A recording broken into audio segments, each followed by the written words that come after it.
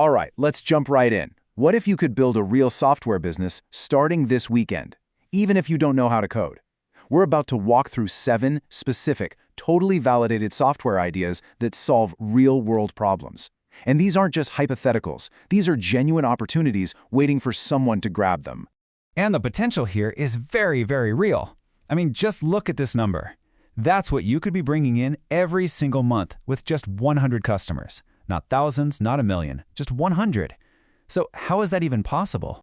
Well, the whole model behind this is something called Micro-SaaS. And the reason it's so powerful is because it's laser-focused.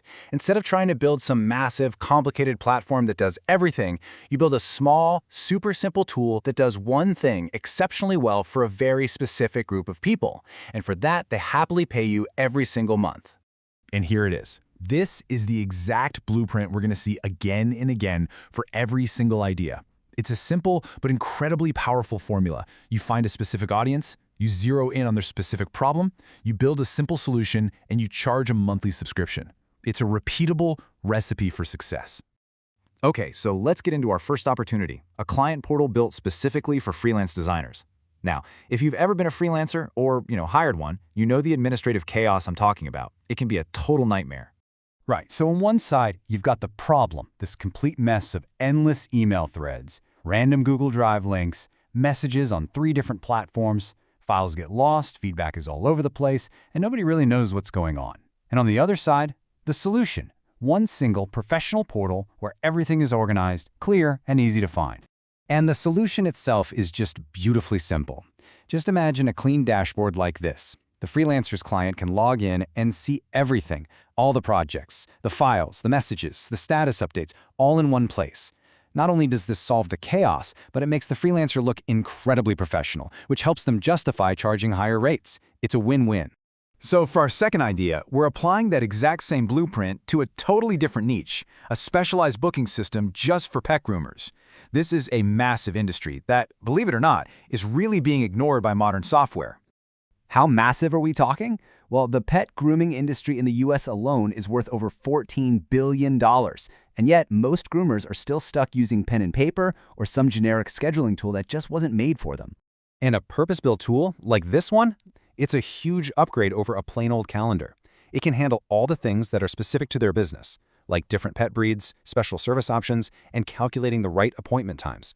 For a busy groomer, a tool that's built for their exact workflow is something they would gladly pay for every single month. Okay, idea number 3. This one targets a pain point that pretty much every independent contractor has felt at some point: the absolute nightmare of chasing payments and trying to keep track of their cash flow. And the size of this audience is just staggering. There are over 70 million freelancers and independent contractors in the US. We're talking electricians, plumbers, writers, you name it. And most of them are using messy spreadsheets or, frankly, nothing at all to track who's actually paid them. The solution is this simple visual dashboard. Imagine this. An invoice automatically moves from a sent column over to a viewed column and then finally lands in the paid column. It gives the contractor an instant, crystal clear picture of their money. No more digging through bank statements or wondering who's late on the payment. So, we've walked through 3 big ideas in detail. Now let's do a quick lightning round of 4 more opportunities that follow that exact same winning blueprint. Okay, first up, for social media managers, a simple content calendar to juggle all their clients. Next, for the 11 million small landlords in the US, a tenant portal just for maintenance requests.